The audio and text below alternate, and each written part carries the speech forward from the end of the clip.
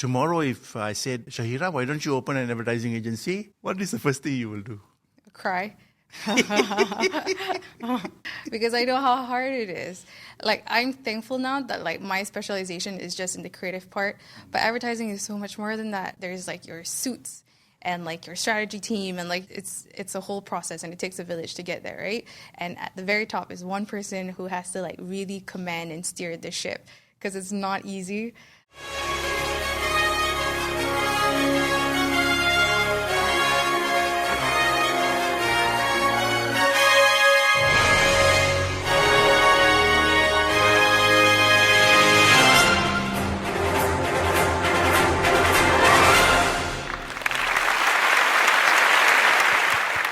Ladies and gentlemen, welcome to this episode of the NexGen Show.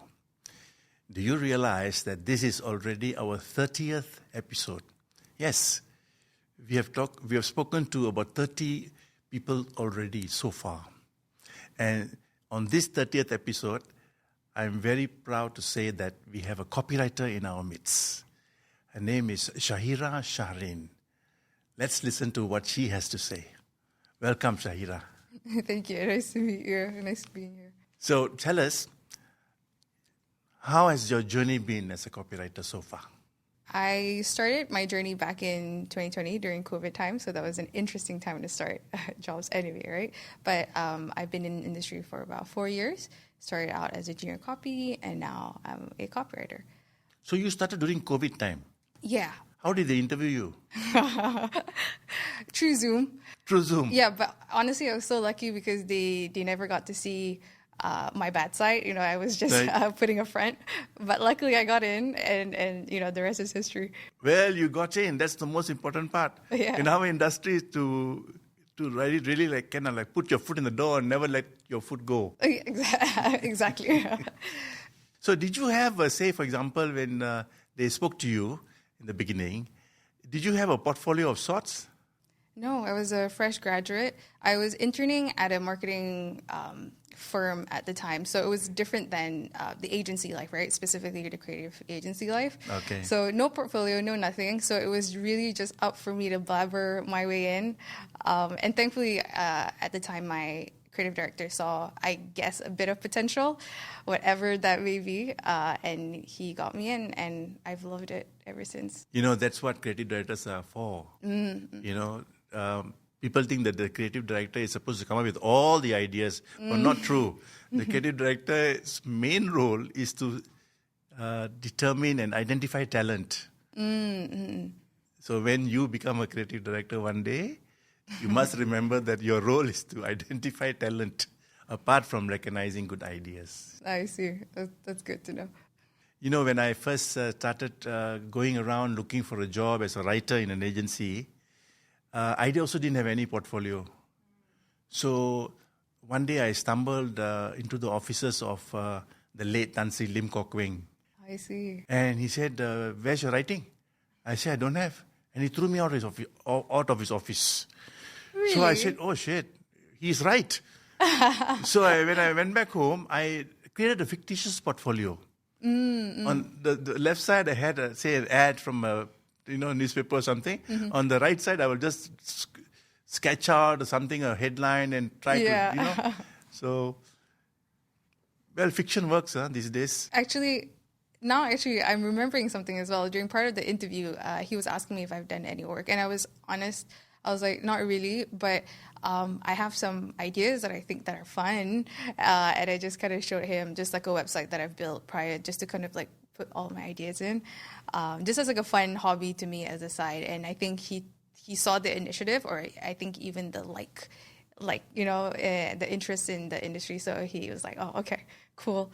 It's not polished. It's probably bad, but hey, at least you have the interest. And I feel like that was probably one of the most important things that he said, that you kind of want it, and then he can actually train me from there. So, of course. I think the passion is what it's all about. Yeah. The other day, somebody asked me, Ham, if you don't have the passion, you wouldn't be able to do what you're doing. I thought about it for a while, and I couldn't help but being a bit honest with him. I said, no, it is also the fear of poverty. She said, What do you mean? I said, let's be honest. Lah. It's more fun being rich. I can agree. Yeah, definitely. Copywriting pays well because in Malaysia, we don't have an abundance of English writers.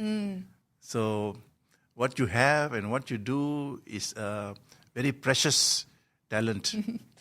I can argue that AI is taking over part of my job, but at the same time, I think there's a lot of fear about like AI, right, in the industry, especially as writers, because they can whip up a writing like 10 times faster than you and sometimes even better. But it comes from somewhere. It comes from ideas that like I think each to their own. So like I'm not necessarily worried, but like it has taken like some of my job. Well, you have to tame it. Exactly. I use it now rather as a tool to kind of get me there faster. Of course. Yeah, rather than like being scared of it or anything. Of course. But yeah. So far, what are the disappointments that you have faced? In working? In your job, yes. Ooh. It can't be all fun and games. Of course. The reason why it's fun is because there are so many lows that the highs just feel so high right now. So rejections are definitely part of the parcel, and they're definitely the worst parts. I'm the kind of person who like, I say that I hate kids, not because I hate them, because I know that they can reject me outright. So I hate being rejected. I really, really, really do. It's a deep-seated fear in me.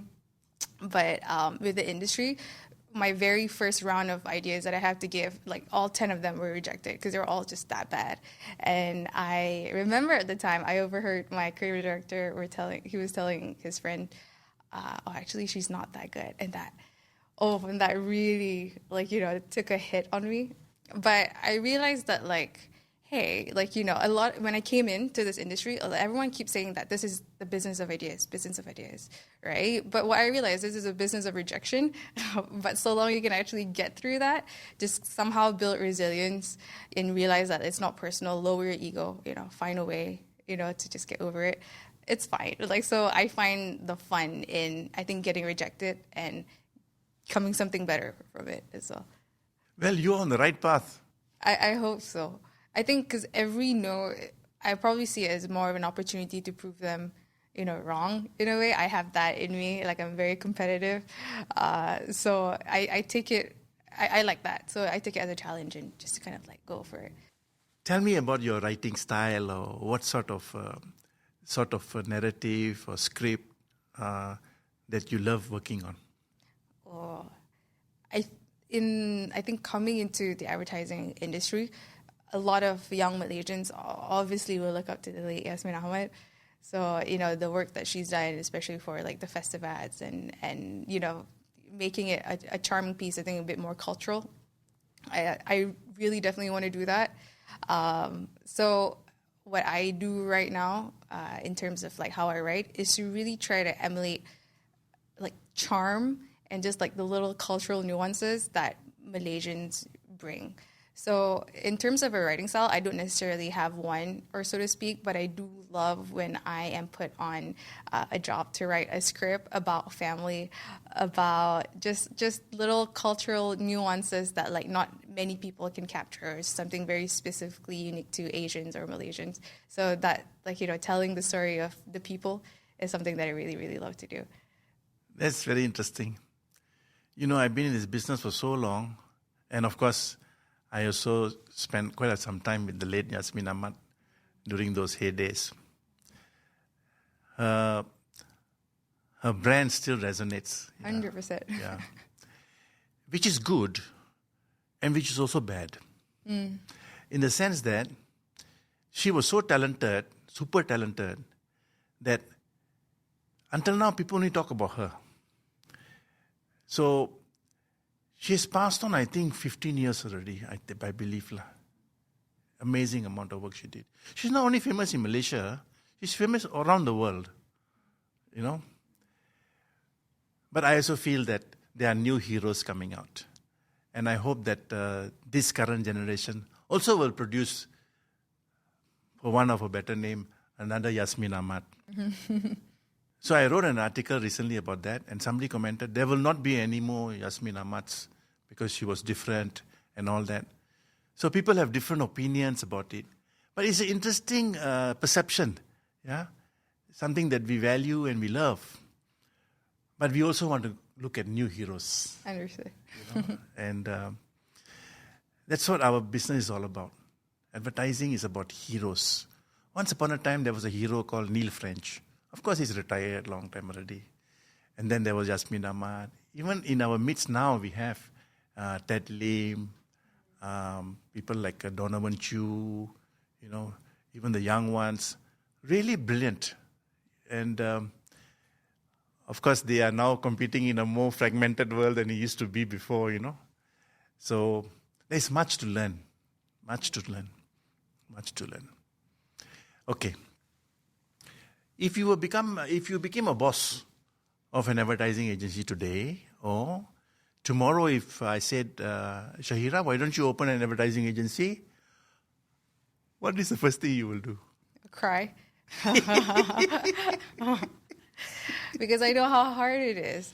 Like, I'm thankful now that, like, my specialization is just in the creative part, but advertising is so much more than that. Like, there's, like, your suits and, like, your strategy team and, like, so I'm now understanding, like, the whole game of it, and I realized just it's a whole process, and it takes a village to get there, right? And at the very top is one person who has to, like, really command and steer the ship, because it's not easy. I've seen it firsthand, and I've seen it through, like, my CEOs as well. So they really do a good job. So I'll cry, definitely. But I don't know. I feel like it's, if you were to ask me to start one tomorrow, I feel like it's a way for me to, I don't know, start something new and do something a little bit different. In terms of advertising, I think how it runs has always been the same way for, like, years and years on end. The story that I've heard from, like, my parents' generation or whatever, it has always been the same. Like, there is a traditional way of doing things, and, like, people are harsh on you. And now because it's a new world out there, you kind of have to adapt to how people are working, etc. So I would take an opportunity to actually not change the game, but change how we work to face the game. Yeah. I would love to be, I was actually head prefect back in my school days, yeah. So not to say, not the same. Were you a strict head prefect? No. The previous one he was very strict. But when I came in, I was like, you know what, I want to be everyone's friend. Let's just see how this works, right? Naturally, like, I love talking to people. I love getting opinions. And I think being a girl at the time, a lot of people kind of, like, took advantage of that as well, of my friendliness. But I've really somehow maneuvered a way to kind of, like, be firm when I want to, and be as friendly as possible when I can, right? So if I were to start an advertising agency, I want to be that as well, everyone's friend. But genuinely care for, like, their concerns. There's a lot of concerns when it comes to, like, the everyday job. Yes. Right? I would say that this industry is something slightly different because everyone pours their heart out. It's not a 9 to 5. And that it's not a 9 to 5. Like, we pour weekends and like, we skip holidays and sacrifice our family time just to kind of, to get this to work. So I want to be that comfort person for everyone, and make everyone love their job, so that this is a passion rather than something that they're forced to do. Okay. Yeah. So change the way that we play the game versus changing the game itself. Yeah. But not necessarily have beanbags all over the place, right? Oh, no. I love some parts of the traditional, like, advertising. I agree. Nowadays, it's sometimes it's a little bit playful. We take naps at 4 p.m. just because it feels right. And again, pros and cons, but yeah. I really don't know the difference between traditional and current anymore, to be honest with you. Since I've straddled both sides over the years, I know that there's more technology involved in our work. Yes. And yes. How are we going to embrace it and handle it? I think we still do not know how yet. But it should be fun, yeah? Shaheera, I wish you well. Thank you. Thank you for sharing. I think that your optimism and your positivity will go far. Don't be nice to everybody. Be careful who you talk to also. You have to protect what you have as a talent. That's the reason I say this, yeah? Thank you. Okay. Thank you once again. Thank you. Thank you so much for having me. It's been a pleasure. So, ladies and gentlemen, we've been talking to Shaheera Shahrein in this episode about writing. Until we meet again, thank you.